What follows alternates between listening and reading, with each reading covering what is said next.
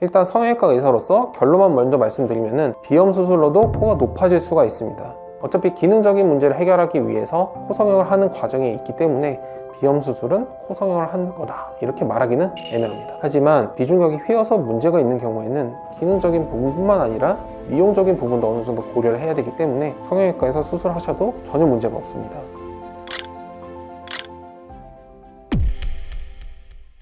한소희 씨가 직접 코 수술에 대해서 비염 수술을 하셨다고 밝히신 걸로 알고 있는데요. 이거에 대해서 사람들이 비염 수술을 했는데 코가 왜 높아지냐, 아니다 높아질 수 있다 의견들이 이렇게 갈리는 것 같습니다. 일단 성형외과 의사로서 결론만 먼저 말씀드리면 비염 수술로도 코가 높아질 수가 있습니다. 무조건 높아진다 또 그건 아니에요. 왜냐하면 비염 수술을 하는 원인에 따라서 조금씩 이제 달라지게 되는데 비염 수술을 한다는 것은 휘어있는 비중격을 제거하거나 피는 경우가 있고 또한 비밸브 교정을 하는 경우가 있습니다. 단순히 비중격을 제거하거나 좁아진 비밸브 부분을 넓혀주는 수술을 한다면 겉으로 보이는 코 모양은 크게 변화가 없습니다. 하지만 휘어진 비중격을 바르게 피게 되면서 약해진 비중격을 튼튼하게 하기 위해 다른 연고를 덧대준다면 충분히 코가 높아지면서 모양이 변할 수가 있습니다.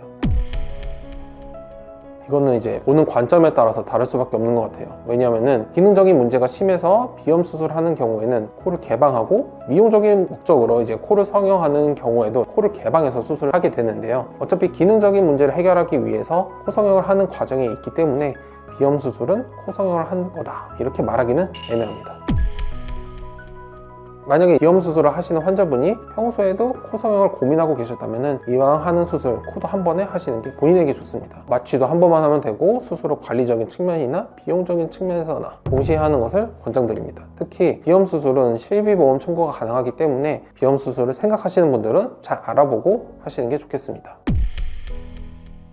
제가 이제 상담을 해보면은 굉장히 많습니다. 상담하면서 마지막 단계에 코가 막히시나요? 숨쉬기 불편하시나요? 이런 걸 꼭 물어보는데 환자들 대부분 숨쉬기 좀 힘든 것 같아요 뭐 이런 식으로 말씀을 하시더라고요. 그러면서 비염 수술도 같이 할 수 있는지 물어보시는 분들이 대부분입니다. 그럼 그런 분들 있으면 바로 비염 수술도 같이 진행해 두시는 거예요? 그렇죠. 이제 같이 이제 진행을 하고 구조적인 문제가 있다면은 비염 수술을 진행합니다. 비염에도 원인이 여러 가지가 있는데요. 알레르기성 비염 같은 경우에는 당연히 이비인후과 진료를 보는 게 맞습니다. 하지만 비중격이 휘어서 문제가 있는 경우에는 기능적인 부분뿐만 아니라 미용적인 부분도 어느 정도 고려를 해야 되기 때문에 성형외과에서 수술하셔도 전혀 문제가 없습니다. 휘어진 비중격을 제거하거나 피는 과정에서 코끝이 조금 낮아지는 경향도 있을 수 있기 때문입니다. 이러한 미용적인 측면을 고려할 때는 성형외과에서 기능 코 수술하시는 게 조금 더 유리하지 않을까 생각하고 있습니다.